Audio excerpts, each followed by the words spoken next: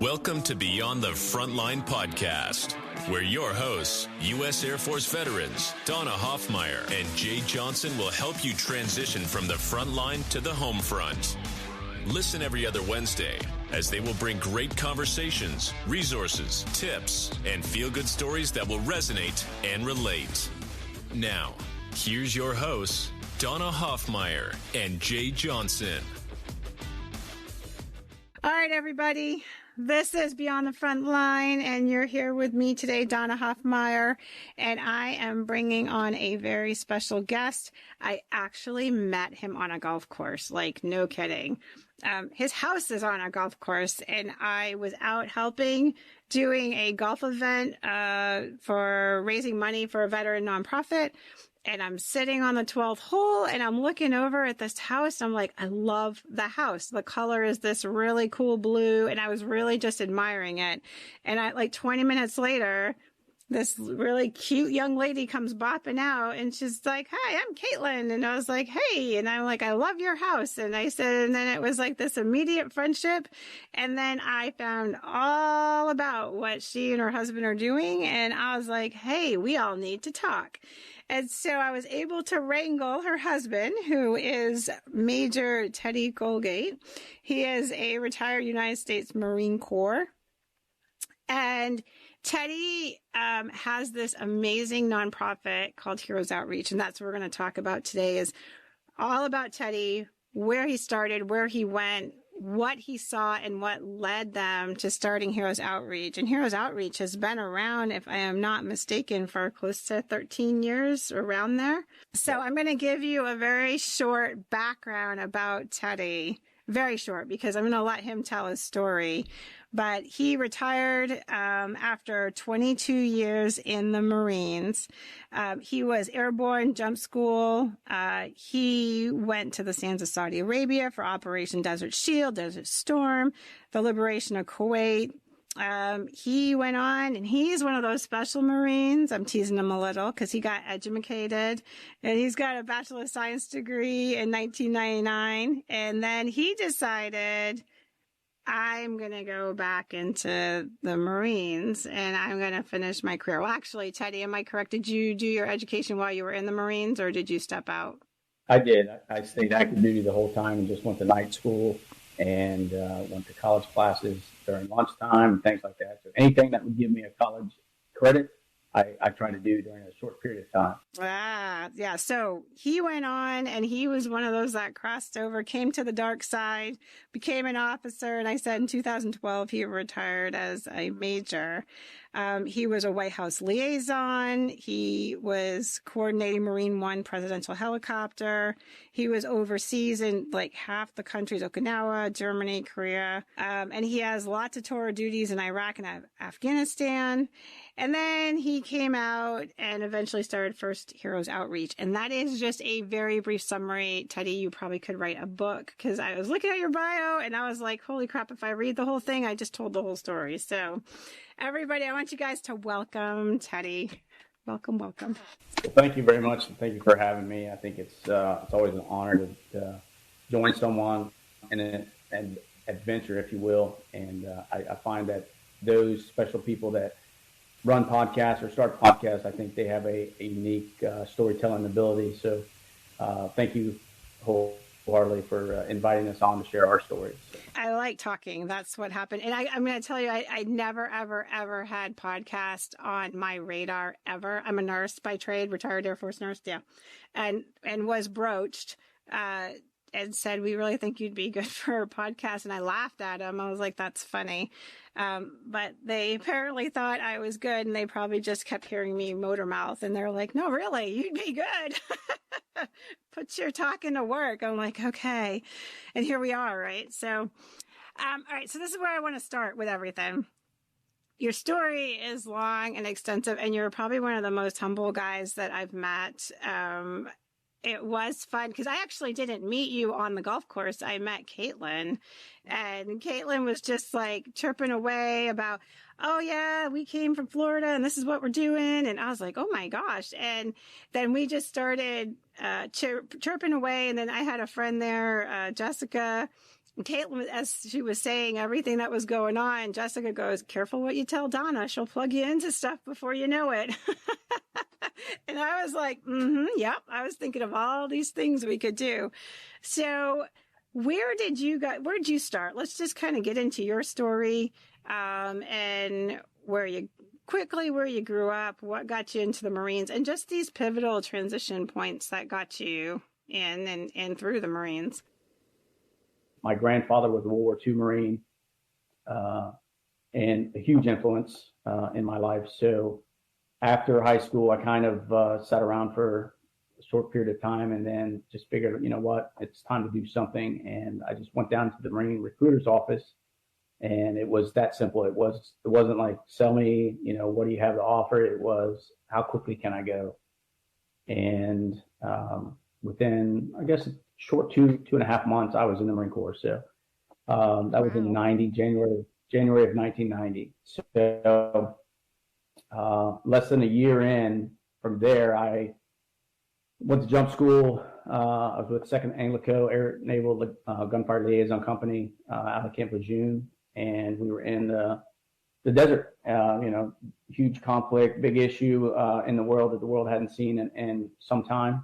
And here I am, a 19-year-old kid, ready to save the world and chew on concertina wire and all those war isms that you hear about and you read about. I was 19 years old and I was full of it. I was ready to do everything. And, it's romantic, yeah. Well, problem was, the Gulf War was 100 hours basically. Right. And so there was a lot of folks that were like, well, shoot, but that was not what I intended, so, but we did our job, did it well, and came back, and I was still full of this, motivation and things like that. So worked the next 6 months or so, and I got myself meritoriously promoted to corporal. And then I had orders to go up to HMX 1, which is the Marine One, the presidential helicopter squadron. How old were you at that point? At that point, I didn't even know what that was. All I knew was I was 19. So, and I think I had just turned 20 actually. So, but where I was, I was in the field all the time. I was jumping out of helicopters. I was living the good life. I didn't want to go anywhere.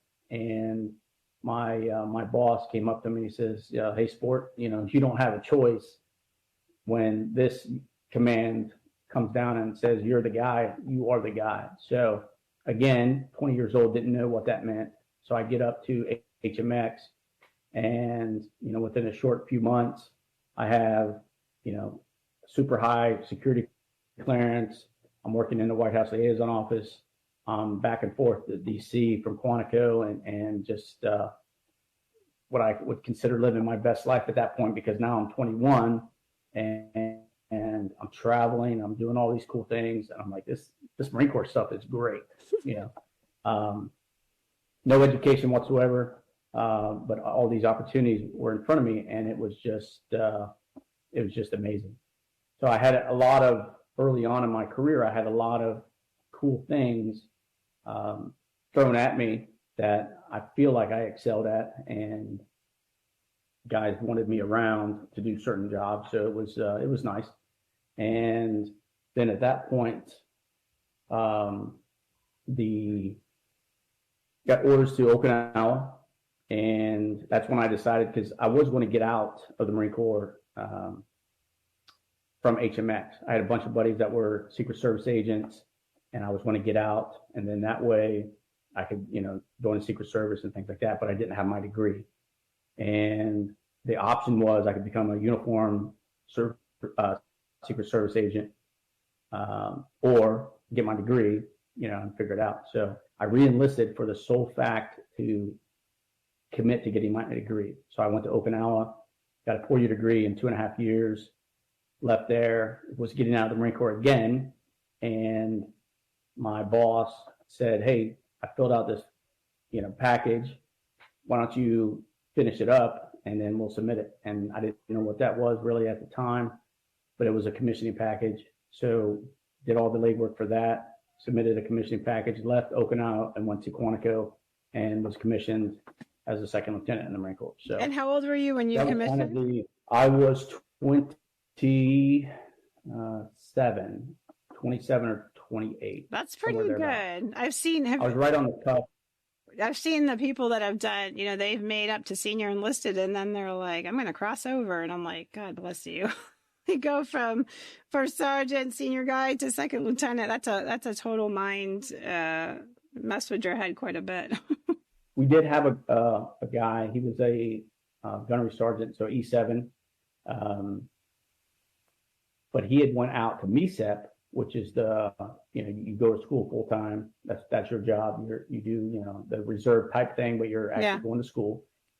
He had went out to MESEP as a corporal and was non-competitively promoted to sergeant, staff sergeant, and then selected for gunnery sergeant while he was in school. Mm-hmm. So, the last time he left the Marine Corps was, a corporal, and now he's basically a gunnery sergeant, and now he's getting ready to be commissioned. So his experience is not commensurate with his rank. Yeah.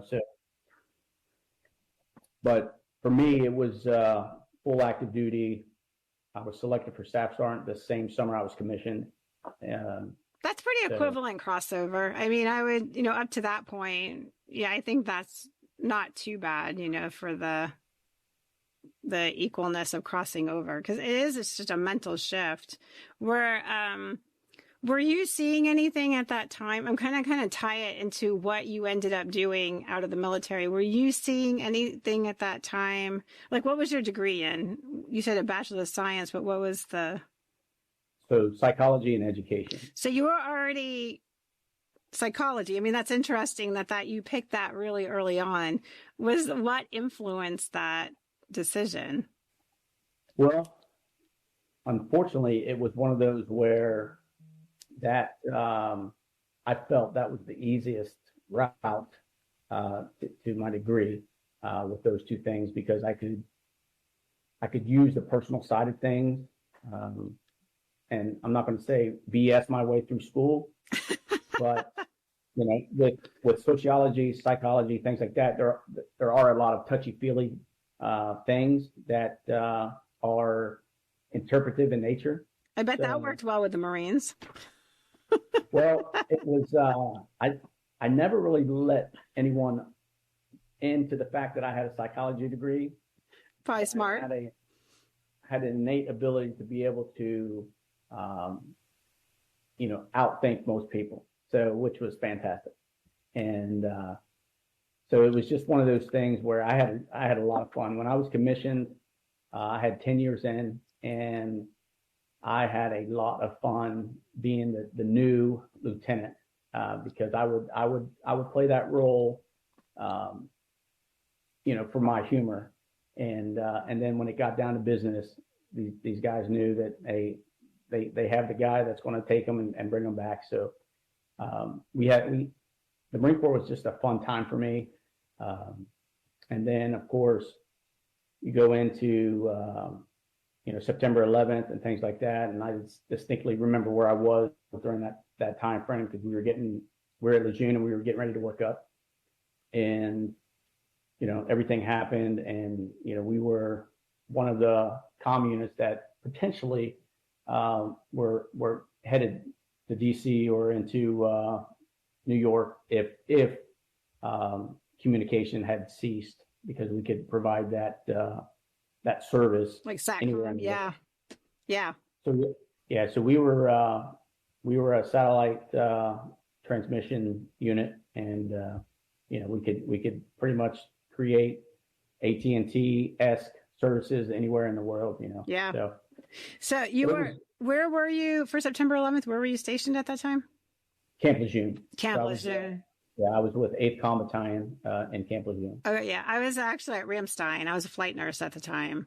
And I remember our chief nurse called us down to the Theater Patient Movement Center and said, because we always had TVs on, right? Like you guys probably did. We always had all the news stations going, so we kind of knew what was going on in the world.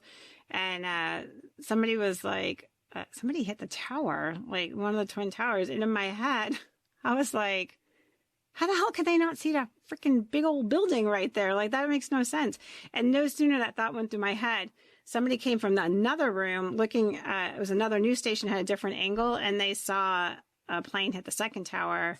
And then all of us were dead. We knew at that moment what had happened. Like, not details, but we knew that this was a terrorist attack. And so we're like, holy crap. And of course, then we all went on alert, and all the stuff that everybody goes on alert and figuring it all out. Now, we were overseas, so we actually experienced a lot of hate crimes. We had people coming through our neighborhoods. K-Town, I wasn't in Kaiserslautern. I was in another town that was actually all German, so I was actually safer than most people.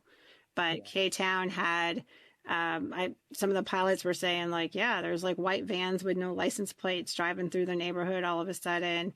When I got stationed in England, I was talking to some of my patients there, and this lady was telling me during that time there were people driving head on, because, you can tell. For the civilian audience that doesn't know this, when at the time, I don't know what it is now, but when you had a license plate overseas on your American car, it was like target practice. It said USA right down the side of it. It was like, we all hated it. And so they would target them. And one lady said, I had somebody drive head on. I had to drive into a ditch. My car rolled over. Yeah. So there was a lot of that going on overseas that I don't think a lot of people really realized. But yeah, it was we were all there kind of waiting, listening to our counterparts in the States, waiting for a call, what we had to do. But all of us just sat alert and, not much to do. I think the overseas folks, I think they get missed a lot of times, like we said, because the threat, it's almost like you're by yourself. You have your little pod, and if hell shows up at your doorstep, I mean, you look around and that's what you have. And I think mindset-wise, for us being deployed so many times, that's how we approach everything. Right. And I think even today, when I go out and I do things, I look around and that's what I have. I don't rely on anyone else. That I don't bring with me. Yeah.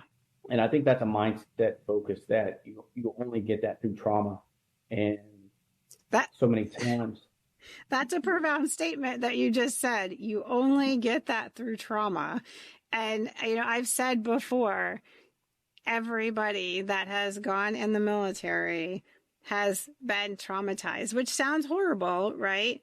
But it is also what makes us able to perform duties that other people couldn't do. And that is just a fact. If, the sad reality is if you are coming in the military or your kids are going in the military or whatever, there will be some level of trauma. Why? Because if we don't put that on you, we can't teach you how to respond. And when those situations come up, which are traumatic, you're not going to know what to do, or you're going to get in those situations unexpectedly and you got to respond, right? So it's simple statement, but it's kind of profound. And it goes back to training. And for us, we always did emergency action plans. I'm sure you did them at the hospital. Oh, yes. Trauma drills and things like that. It's like, you can train all these things, but if it's not muscle memory, yes. And as soon as shit hits the fan, there's always the one or two guys or gals that are like, what now? What do we do? And they don't have that ability to just kick in. And yep. I was super thankful that I was always trained, equipped, and what I felt ready. And I did the same for my guys is that, we anticipated the old shit moments and really we wanted those because we felt we were better prepared than the next guy. And it's weird to say that, sitting here in a collared shirt and everything else. Right. But I still feel that way. I still feel when I go to the grocery store that I am better prepared than 99% of the people in there if something happens. Yeah, you're always scanning. It's a habit for me now. When I go into restaurants, if I'm with military buddies and I know that they've like struggled with like PTSD or, whatnot, I will actually just say, where do you want to sit? Because I'm okay with my back to the door if they're that way, and they're watching, I'm like, I'm good. It doesn't really faze me. But if I'm with other people that are non-military or I don't know where their level is, I will pick the door where I can kind of, I don't get too gitchy. I'm not really that, but I do like to kind of have some essay on what's going on. But typically when I'm with my military buddies, I don't have to worry about that. They're scanning. Like, I'm so used to talking to people that scan across the room. I'm just like, yeah, gotcha. They're like, sorry. I'm like, no, we're good. We're good. I know what you're doing. And I still do it. I'm not as obvious now as I was 10 years ago. Yeah. And I think that's twofold, really. It's coping skills, but it's also just, easing myself and those around me, that I try to limit my places that I'm in, but I assess every single person that I encounter. And we assess where we go. Like, I am so not a fan of crowds. I mean, my kids did not grow up at Six Flags and all those other places. We went to Disney once. I was like, yeah, that was fun. I could not do that again. And, I see this commercials like, it's the most magical place on earth. And I'm like, that's not the word I was thinking of, right? And again, it's because of our training, right? Like, that many people in a space, too many thoughts. And I don't actually even think them. I just know that it's too many thoughts, and I like, I'm like you. I'm like, I don't want to put that on my kids. I don't want to make them afraid or anything like that. So we do go to that stuff. But I am much happier when my friends say, hey, can we take the kids to Six Flags? You sure can. Do I have to go? It's totally understandable. And I think, for me, again, going back to mindset and trying to stay on a timeline of sorts. So I was deployed in 2001, 2002, 2003, 2007, 2008, 2009, and 2010. And the 3 years, 3 or 4, 5, 6, I was actually at Paris Island training recruits. So, there wasn't a whole lot of breathing room in any of that. But the experience that I had each time, I was able to grow. I feel more confident every time that I deployed. And my last 2 deployments, I literally went into the 06, the colonel, and I almost handpicked my guys for that mission, which was, ideal in any situation, and everybody would love to be able to do that. Right. I was thankful that I got the opportunity to grab, at least, my top tier guys that I knew I could count on hands down, and one replaced me during a deployment, and then we just kept in touch and things like that, and I really liked how he operated. So when we had the opportunity to go into Afghanistan on short notice, I called him up and I said, is this something you want to do? And he's like, absolutely. If you're the guy, I'm going. And so those types of things make it all worth it.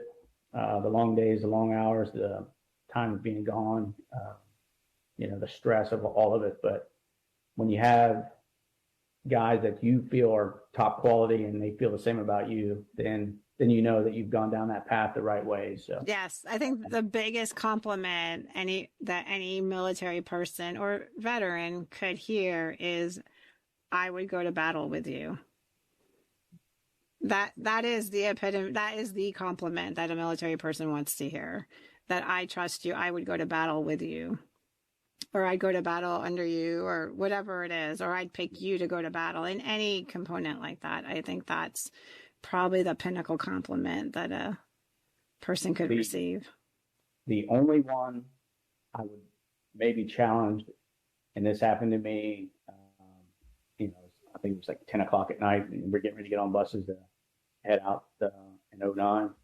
And I had a young kid. He was a corporal, brand new corporal, and his parents were down visiting.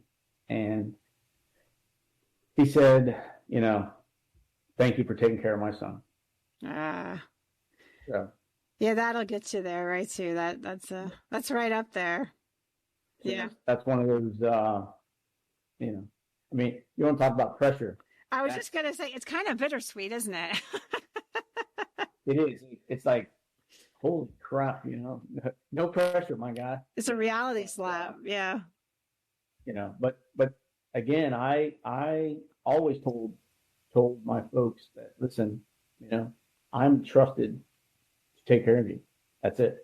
So you may not like what we're going to do, and you may not like how we're going to do it, but I will always train and equip you to do what we're supposed to do. And by and large, we were pretty fortunate. So this is going on. So you just rattled off half your career is deployments, and then the other half is training, right? I mean, that's your life, right? So I know that if I had met you in that period, the word that would come to me would be like intense, right? You are zero in, laser focused. I definitely would want you on my side, not against me.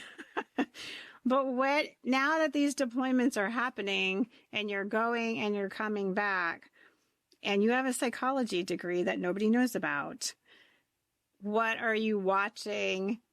What is happening to you? And how are you handling all of it? Because you're all changing now, right? You're getting older, wiser, unfortunately more experienced, fortunately more experienced, however you want to look at that. That trauma is happening. That is what is helping shape you. How is this all getting handled when it's getting too much? In '09, TBI was kind of starting to become a buzzword. And I was adamant that my unit would do pre-deployment TBI testing. And we were one of the few units at that point that, it was an option, but everyone's doing it, and we did, the scans and the tests and the worksheets and everything else. Right. All that stuff goes in the filing cabinet somewhere. Wasn't that the Annum? Is that what that was called? The Annums or something like that? Yeah, it could have been. Yeah. I'm not exactly sure what it was, but then we deploy, come back, and we do the post screening. Well, in October of October of '09, I was in an LAV that got smashed, and went blackout for however long, and I knew something was not right. So I literally slept for 2 days. Didn't go to the aid station or nothing like that. I had my doc on scene, check me out, but I was not okay. Yeah. And I remember my first sergeant, because I'd collapsed in his lap, and he says, sir, are you okay? And I was like, yeah, and but he had asked me that, 5 or 6 times. I only heard the last time because I was, coming to. And then he says, can you move? And I said, of course I can move. Well, I thought I was moving, but I wasn't moving. Wow. So here I'm collapsed on this guy's on his lap in the back of a C7 variant LAV. And so, I finally, shake it off, and we climb out, and, you good? I was like, of course I'm good. I'm a major at this point. I'm always good. Always good. That's right. That's the answer. So we actually cross-decked from the LAVs, and we jumped on a helo, and we flew back. And then we got back to our site, and I just hit the rack, and, I'm literally slept for a couple of days, which probably, looking back, was not the smartest thing to do. I understand. It wasn't. And, but, my guys were checking on me nonstop and things like that. And so, 3 days later, so cobwebs came out, whatever. So fast forward, now we're coming home, and we're doing our post-deployment assessment. And the last question of it says, do you want to talk to a provider? Yes, I do. So a couple of days later, I talked to the provider, and she's like, what seems to be the problem? I said, well, there's something going on. I don't know what it is, but I know it's something. I said, can you look at my sheet? She's like, oh, of course. So she does my post-deployment sheet, and she's looking at it. She's like, everything looks good. You're at the high end of the average, or, some above average and stuff like that. I said, how does that compare to my pre-deployment? And she's like, well, we didn't compare them because your scores are normal. Stop right there. Stop right there. Let me tell you, I am not going to rabbit hole on this, but holy crap. High functioning people that get injured, they do not get picked up. I have seen it. I've taken care of these patients. I had this gentleman in Colorado, and he's like, ma'am, the same thing you said. It is not right. I am not right. I said, what you don't understand is your half functioning is somebody else's high functioning. So sorry. Like that, just as soon as you said it, I'm like, oh yes, big gap there. So go ahead. Sorry. So kind of took my loss away, but I said, man, I need you to compare. So she leaves, she takes my form, she leaves, comes back, and I'm in this room thinking that, I'm freaking crazy, right? Like, she comes back, 5 doctors, 5 of them. And they all sit around, and she says, sir, I am so sorry. And it was one of those moments where I realized that I wasn't crazy for being so irritable and so pissed off at everybody or myself because I couldn't, do the things that I could do. And the problem, like you said, if you just met me, hey, I'm great guy, and everything else, and man, you're smart as a whip and all these things. Inside my head, inside my heart, all these things that don't connect, I was losing my mind. Yeah. I was legitimately losing my mind. And I was so frustrated at everything and everyone. And it was because I could not, my brain was either processing faster than my mouth or vice versa, or not as fast and not in sync. And finally, with all the testing, they're like, yeah, you have a moderate TBI, which for an average guy going in would almost be debilitating. Yeah. But with your level and your focus, it's like you present okay. And but that was the first time in a couple years that I had just had almost an awakening of like, okay, now how do we get to where my best life is, or how do we fix the quality of life that I've been struggling with for a year, So it was huge. And that was probably summer of 2010 was when that was like laid out in front of me, like, okay, hey, you're not crazy, there is something, and it's not, for a guy like you, it's not going to be debilitating. It may be limiting at times, but recognizing, understanding, identifying those certain things, at least I have something that I can point at and say, okay, this is why. Now, what do we do now? What do we do now? Right. How do we move forward? So how did you move forward? Like, what were the modalities that you ended up using to come back? Well, there was just at that time, there was just a lack of understanding and appreciation for TBI. Mm-hmm. And the reason, and I say that in the sense that if you're functioning with a TBI, then it's not functioning with the TBI, it's just functioning.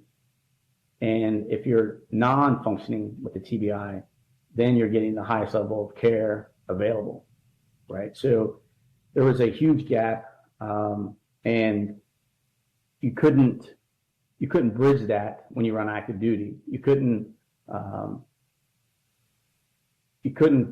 keep jumping up and down saying, "Hey, I need help," because all you're going to do is sit on the bench, right? And nobody wants to deal with you until your time is up, right? And I say that term "sat on the bench" for a very specific reason, because that's kind of how First Coast Heroes Outreach came to light. And the intent was, and I'll go back, but the intent of First Coast Heroes Outreach is to keep guys and gals, veterans, active duty, first responders, firefighters, law enforcement in the fight and not on the bench. So if you have a bad call as a firefighter, we want you to have the resources available to help you while you still remain choosing and doing the service of which you've set forth to do. The worst thing you can do for a person that is engaged in their life of service is to take that away from them. Well, I want to comment on something that you were just saying, that it was black and white in the TBI world. So if you were functioning, you were good. And if you weren't, then you got all this care. And the military, just so you understand, their goal is to keep as many assets going as they can. We didn't say how good, just that they can keep them going. So if you had a TBI and you were still functioning, and we'll put quotes around that, right? Because we know the outside and the inside never match. They were like, "Yeah, you're good, buddy. Off you go." And now in their mind, well, we still got a warm body, right? And so the commander's happy and everybody's happy, and they're still doing it. So, and then if you're so far and you need all this help, then what they're doing is, okay, we're giving them help. Look, we're giving them help. And they're also helping them out the door. They're not like, if it's too far, then we're just going to get you out the door. You know, you're right. That's where this enormous gap existed. And I probably would contend still exists right now. You know, I mean, I've been out 3 years, but I don't see a massive change, you know? Yeah, I would agree. I think it still exists. The bodies, you know, yeah. That's, you know, I think that's one of those things where units want bodies to do X, Y, and Z. And when you can't do X, Y, and Z, then you get put somewhere where nobody has to deal with you until your time expires. And when your time expires, then they wash their hands and they send you to the lovely VA healthcare system. And you can argue that it's robust and they have all the assets available at the ready. Some would argue against that. I'm about a 50-50 guy with the VA. I get a lot of good things from the VA. Sometimes I have to wait longer than I care to. But you know, I also have the ability to go out to other sectors as well. So you know, that's one of those things where that's a totally different time, I'm guessing. But that's a whole beast by itself. Yeah. So the gap, you just started to say, I'm sorry, you started to say the gap, and that's kind of where I guess we want to talk about now is the gap. Like, you saw the gap, and you experienced this yourself, right? Were you seeing other people experiencing the same thing? Were you watching this? And again, you're one up because you got the degree, you got the secret degree over there, and you are processing this not only on a personal level, but on a clinical level. As I was a company commander at the time, and then I had moved up to be acting battalion commander and dealing with this at the same time. And when I called for an appointment, I got the appointment. Right. You know, and basically because it was who I was or what I was at the time. Right. And time and again, I would hear kids that would not, get the appointments because they were not available, or, the appointment is 3 months out or what have you. And we didn't really have the community care network that we have today, which is one of those good changes. However, the fact is you have kids that are saying they need help and they're not getting it. And I think to me, that's the criminal level of the care that we say in the military: give everything you have and everything you do, and we will take care of you. And that does not happen. Right. And that's always been one of my issues. You can't say it on one side and then not follow through. Mm-hmm. So for me, what I tried to do was establish some sort of support groups, internal to the unit. And you didn't have to say anything, and you didn't have to participate. Sometimes it's just sitting in a room, and this helped me a great deal, was sitting in a room with 20 other guys and just looking around saying, you know what, I'm not the only one dealing with this crap. And I'm not alone. They're not alone, whether we said things or not. Sometimes those group settings were effective. I've also been, as soon as I retired, I jumped full force into self-care because I could not figure out how to take care of myself. And I had 20 plus years taking care of others. And now all of a sudden, all I have to do is take care of myself. And I was failing miserably. Yep. And at one point during the week, I would have a psychiatry appointment, a psychologist appointment, a social worker, and I'd go to group therapy. And many times I would be asked to leave group therapy because, someone would start telling me or telling the group how bad it was and everything else. And I couldn't differentiate or compartmentalize. Their issue is their issue, and it's not a competition. It's just an appreciation. And I've adapted that mindset wholeheartedly these last 5 years. Yeah. Is that when I walk into a room, there's 100 people, 100 different problems going on. Yep. And I don't have to know what they are. I don't even have to really care what they are, but I have to appreciate that everyone's going through something. Right. So, but it's one of those, I just knew that I had to constantly focus on the self-care to try and become the best version of me moving forward. But it was one of those, so through all of this, and we'll skip the 5-year struggle, so to speak. When we got to Jacksonville, I was working for a nonprofit there that was dealing with misplaced veterans that were either homeless or addicted, financial issues, rescue type facility that housed, and it sort of became about money and not people. And, I felt like there was a miss there where we had to figure out how do we take care of the people, and the money will just happen.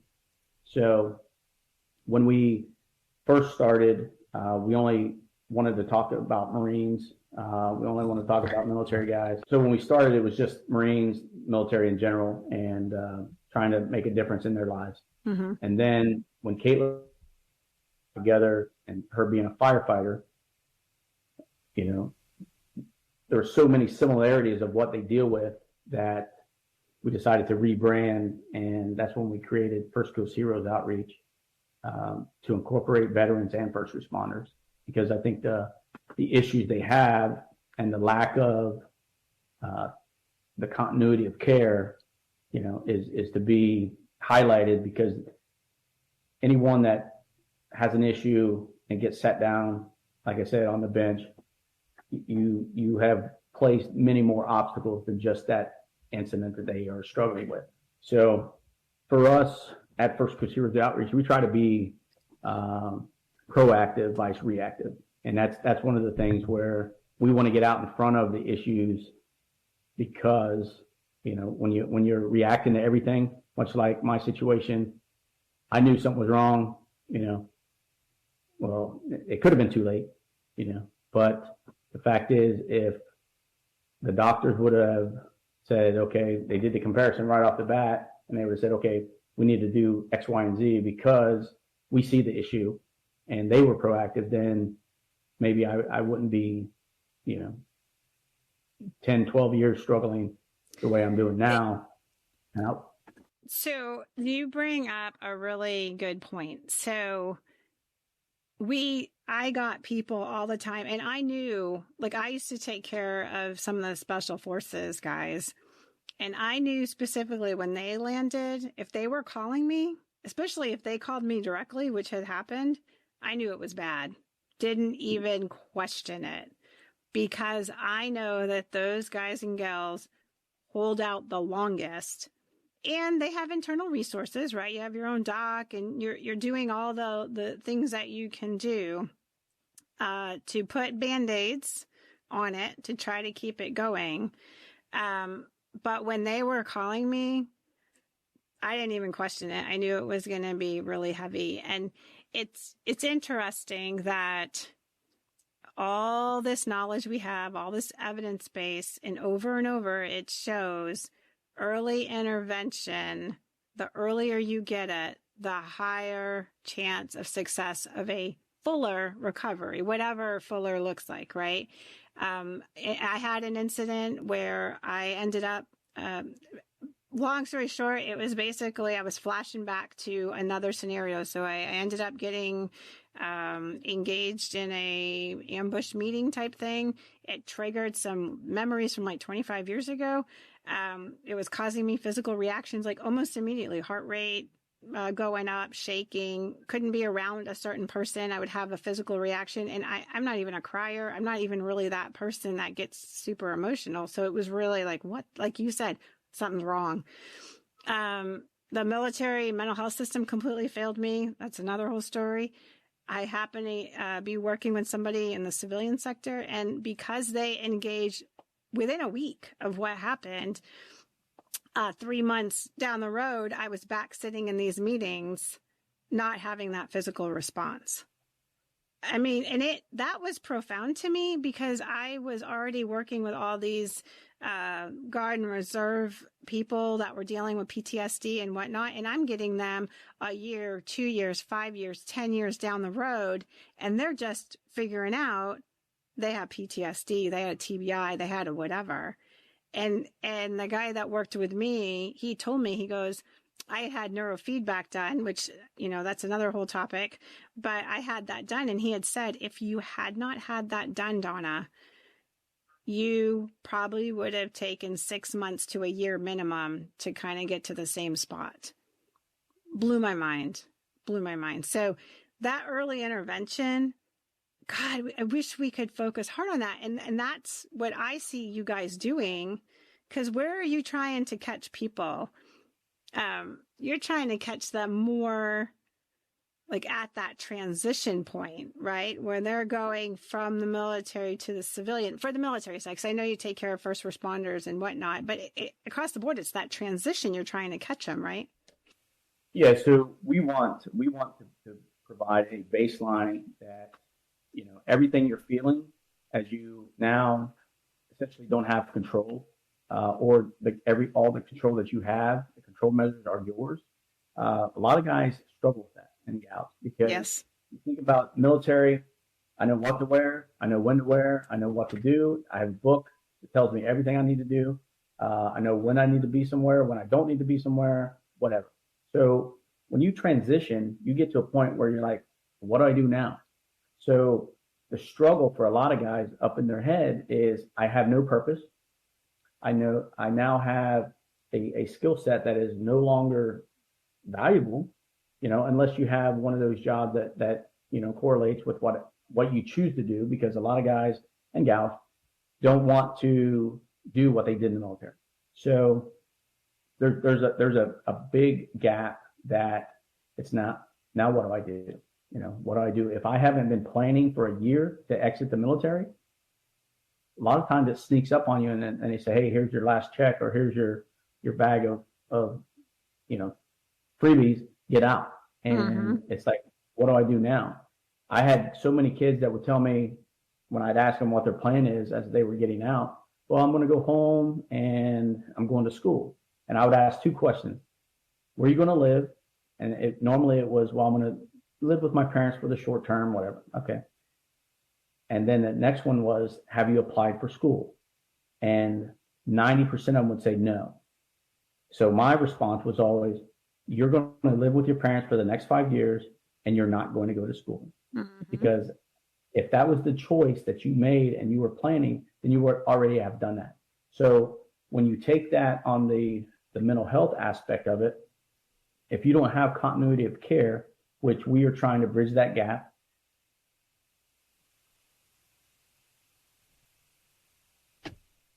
or that we understand the struggle that you're going to have as soon as you take off that uniform and you don't wear it every single day. We understand that fact. We understand the fact that you're going to have not so good days, and we want to limit those. And we understand the fact that there's a plethora of resources out there that you probably don't even know what it is you don't know. And Yes. if we can create that and that like environment for them to say, you know what, if I call this place, they're going to have, nothing's cookie cutter as you well know, but they're going to have, the 75% solution that's probably going to get them through the next 6 months or next year until they find a purpose, or they find a direction, they find the will to do whatever it is they choose to do at this point, and not what someone's telling them to do, or more importantly, what they have to do just to survive. So Heroes Outreach, that focus is on that transition. I have a couple of thoughts here on that. So you specifically provide free mental health care through transition. It's 11 or 15 sessions, right? That they can get with a therapist and do telehealth. Right. Right, which is cool. Really cool. Yeah. So what we try to do is put the member with the provider, and then we step out of the way, and then a provider lets us know, how much the bill is, and then we take care of that bill. Yeah. Yeah. So, and the reason we do it that way is one, we don't want the liability for any of it. And I say that in just like, not like, we're running away from liability, but there's certain things that we're not trained to do. We're not going to get trained to do. We want to be a platform to be able to provide proactive resources to the members that need them. Yeah. So if we can do that at, 5 cents on the dollar, which is basically where we're at, that's the best way to do that. And then the other huge platform that we're instilling now is legitimately providing wellness retreats for folks that are transitioning, to be able to say, okay, these are all the things that are available in your area. And, a lot of them are no or low cost to military or veteran. Mm-hmm. So, Caitlin and I were talking about it the other day. Yep. The self-care portion is what I have personally taken on as the test subject, so to speak, because it's what I've dealt with in the last 10 years. And, full disclosure, April 16th, 2016, I put a 45 in my mouth, and had Josh not come around, he's 11 now, had he not come around and asked for juice, we wouldn't be having this conversation. Yeah. So everything I do, I value self-care, because no one's going to care about you more than yourself. And we can say all these things like, oh, such and such doesn't care, such and such. No, they care, but they care about themselves first and foremost, or they care about, who relies on them first and foremost. if you do not care about yourself and you don't do the things that are actively going to change your outlook and change your quality of life, then nobody else is going to give a shit. So that has to happen. Yes. And you have to value, that is such a foreign concept to military people. And I've said this many times because actually I do coaching, and this is part of, it's the same exact thought process of what you have, Teddy, which is we are really good at navigating the military. We know how to dodge things, whether it's a bullet, whether it's a commander, whether it's a subordinate we don't want to deal with, whatever it is, we know how to navigate around, right? We know how to get things done. We know where to go, right? Nothing happens in the formal process. We know where to handshake. We know, et cetera, et cetera. I mean, the running joke in medical when they deploy is the MSCs are nearly not as effective as the nurses are because everybody knows who picks the bullet out of their ass, right? It's not the MSC, right? So the nurses can go get everything. And we know all that stuff, right? What we don't know is how to navigate us. We do not have our own intuitiveness about ourselves and what we really like because we've been told what we like. We've been told what we're doing. We've got dunked into the deep end of the tar pit more times than not. Oh, there's nobody there to do it. Oh, hey, you. We all know that when the compliments start coming, we know what's coming behind it, right? Those compliments are not free, right? It's like, what do you want? What do I have to do now, right? I've been a readiness officer. I've done all kinds of crazy things, right? I'm just like, I don't know how to do that. Well, you're going to learn. Okay.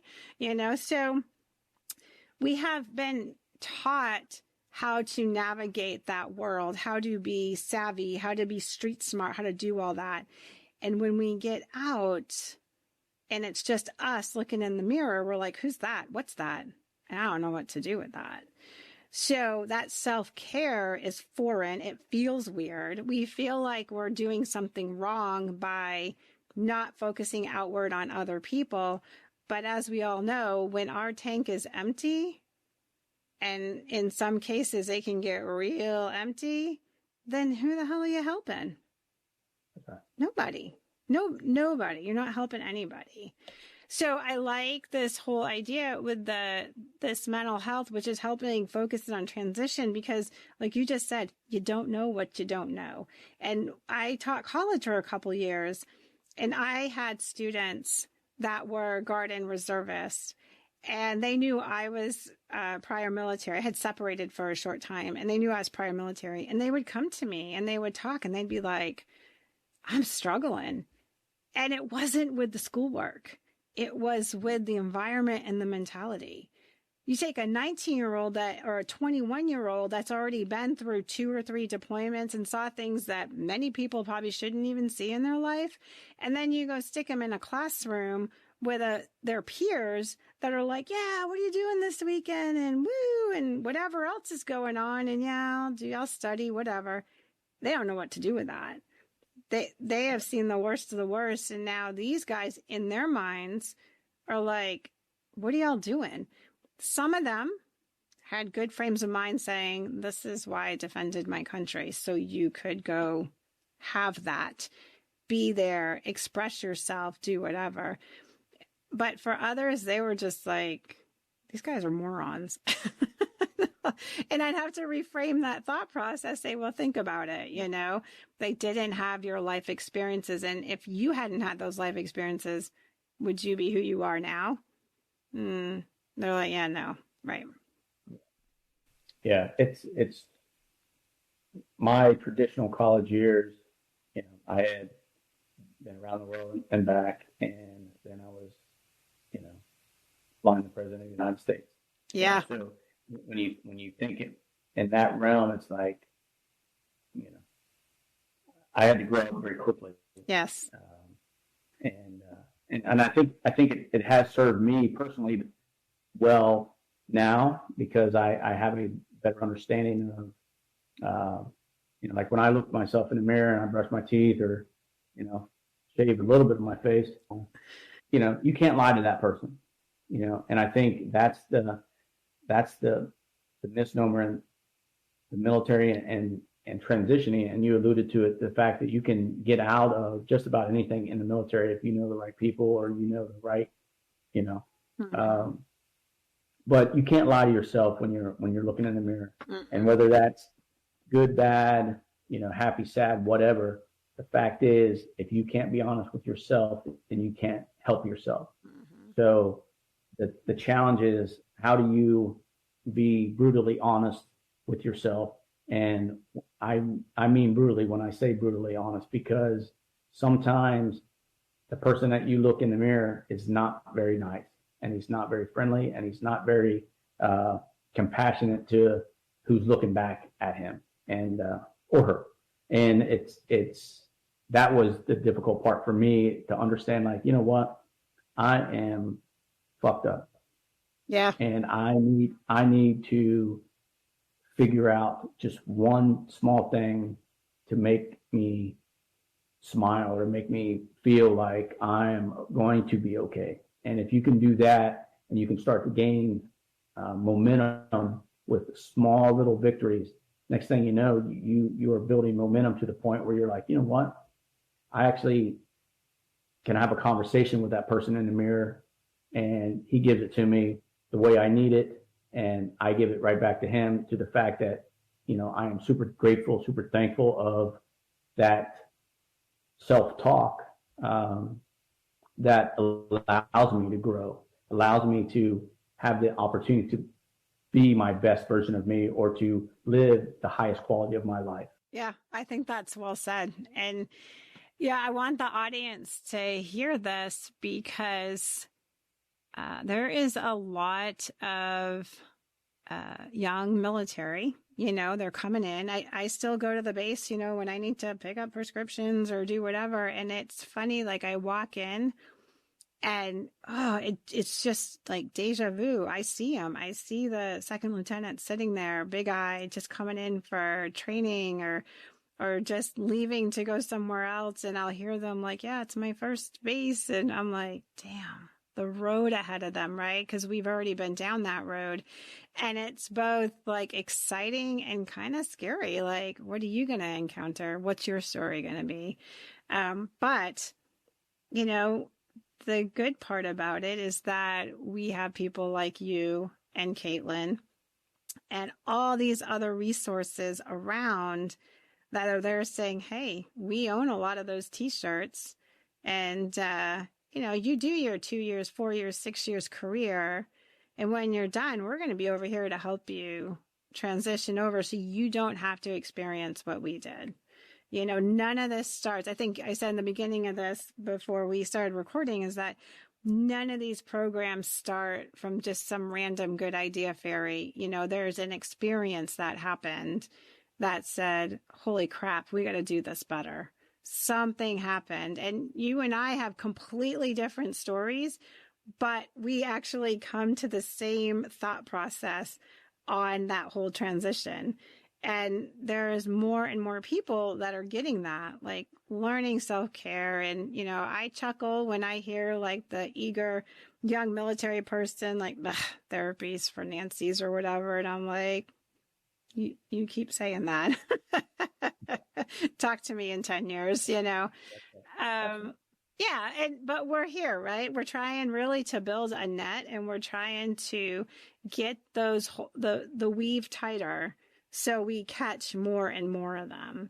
And the more we connect and the more people we meet and the more that we see people getting it done, it's just making better for the future generations. You know, we know they're coming. They never stop, you know, and, you know, soon we'll be catching the Guardians of the Galaxy over there, the Space Force.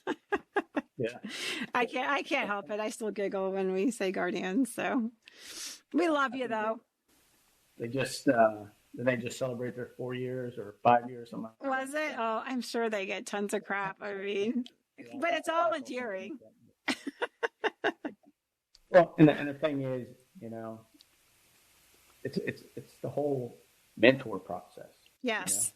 You know? And if we can get the audience to understand that there are mentors that have walked in their shoes, or probably walked the same miles. Every individual and how they deal with things are different. However, the places that we've gone and done and seen and on and on and on, there's so many people that have done that already. So use us to not take so long to figure this shit out. That's ultimately would be my message. Is there is old guys and gals that have done this for decades. So don't take a decade to figure it out like we had to do. Take months, take a couple weeks, because the more you thrust yourself into your own self-care, the better your life is going to be for the longevity of your walking days on this earth. Yes, because unfortunately, whether you want to believe it or not, there is life after the military, and it's not too shabby if you can engage into it in a way that works the best for you, And I just want to key on, this is my last thought, mentoring, because that's a whole topic by itself. Mentoring does not have to be like the military tried to put it on all of us. Here's your mentor. Like, who's this person? It does not. I don't like the word in the sense that it connotates this formality. I like the thought of silent mentoring in the sense that I had many mentors, and some of them didn't even know they were my mentors. I would just kind of like observe them and be like, God, they get a good response from this. What are they doing? And I would just watch, and I would watch how they responded to things, whether it was like a tough situation, and I would see how they'd respond. And I'm like, I'm going to try that. And so, you try to mimic somebody and you try to give it, and then you're like, oh, hey, that kind of worked. Right. And guess what? You don't have to tell anybody about it. Right. You can just change. You can just do it differently. And then people may notice like, hey, they're not such a douche when this happens, or, hey, look at that. They're kind of pleasant to be around, or they're getting more engaged, or whatever it is. Right. So keep that in mind. We say mentoring. I don't have to go up and go, Teddy, will you be my mentor? I mean, you don't do any of that. You find a trait that you find admirable and you mimic it and you try it and you figure it out, So yeah, just keep that in mind. It doesn't have to be all formal. I agree wholeheartedly. And I think that in the same sentence, you're going to find those folks that you're going to see, observe, and say, I don't want to do that at all. Yes, absolutely. So I think that's the greatest part of all of this and all these resources, is that you have control now of your life moving forward, that you can choose and pick pieces of what you like from certain people that you observe, and you can identify things that you don't like by observation, that, I'm not going to do that. I'm not going to put myself in that position. And, personally, I've been in counseling therapy for over a decade. Mm-hmm. I've been in Texas for 4 months, and I'm on my fourth therapist in Texas, because it doesn't take me very long to say, you know what, you're not the guy. And, but that's not a bad thing. That's not a bad thing. That's advocating. And a good therapist will also be like, hey, I totally understand. Here's somebody that might work for you, whatever it is, right? You can say no. You can. And that's another whole concept. And people are like, oh my God, I'm sure civilians think, what do you mean? You're in the military. You don't know how to say no? Yeah, we don't, actually. We only know how to say yes. I didn't even realize that, because it just didn't occur to me until I got into a situation that I was kind of annoyed by this person. And it was virtually too. And I noticed it was kind of causing me some stress. I mentioned it to a buddy of mine, and he looked at me and he goes, you can just not engage, right? And he's like, you can close the computer, shut down the Instagram, or whatever it is. As silly as that sound, the damn thought didn't even occur to me. I didn't know up until about 5 years after I retired that I could fire doctors, any clinical staff or whatever, Mm-hmm. any department, therapist, anything like that. I had no idea. I was just like, oh man, just hated going because you got nothing out of it. So finally, I had an old guy that says, if you don't like going, then just don't go. And I was like, well, what does that do? And he's like, no. He says, you don't go to that guy, and they'll give you somebody else. If you don't like that person, you go to somebody else. Yeah. And again, there was another big breakthrough in my self-care, because then I was in control of who I allowed to, be a part of my life. Yeah. And your stress level goes down and your empowerment goes up. And yeah. And that's what we're all here to teach people. I mean, that sounds crazy when you say that, like, oh, like I can say no. Like, yeah, we can say no, because we don't. We don't have that option. So yeah. I think we could talk all day, Teddy. And I know you and I we work in very similar circles, and Caitlin's already like, she just caught me the other day, like, hey, what do you think of this? And I was like, ooh, that's cool. And actually threw her another resource, said, look at this. And, we were already commiserating and collaborating. And so I know that you and I will definitely see each other in other circles. And I'll just say that Caitlin is a big part of my self-care the last couple of years, because she has pushed me, having not been in the military by any means, but she is such a huge advocate for military and first responders, that she has pushed me to do things that I would have never done. And, so having her on your side, if you're transitioning or on the team, is a big bonus, because she gives a shit when it comes to people and what they have to do and have to endure. So sometimes, Caitlin, I gotta say this to the audience, because Caitlin, if I had to describe her, she looks like a petite brunette cheerleader. She is as cute as a button. She is bright-eyed. She is perky. She is sweet as they come. And this girl is a badass. She doesn't take any crap. She runs her own business. And she used to be a firefighter.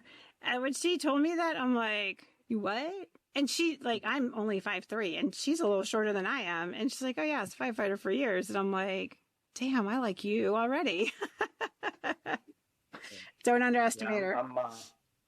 Some would say I'm out of my league, but I put up a good fight. No, I think you guys are a good match. It's a good match. So, all right. Any last quick thoughts, and we'll just wrap this up? I would just say, I appreciate what you do. I appreciate the platform that you do, all these things to build awareness, and for Heroes Outreach, for us, we stand at the ready to help those in need. And if we can't personally help, we definitely have a pool of references and resources that can get help as quickly as possible. So don't hesitate to call on us should you need us. And I just appreciate everything. Awesome. Well, we appreciate you. And so for the audience, if any of you guys are transitioning out of the military and you want to get better prepared, and it never hurts to have a little bit of counseling. And if it needs to be directed towards transition, that's what they'll do for you. They'll help you out there.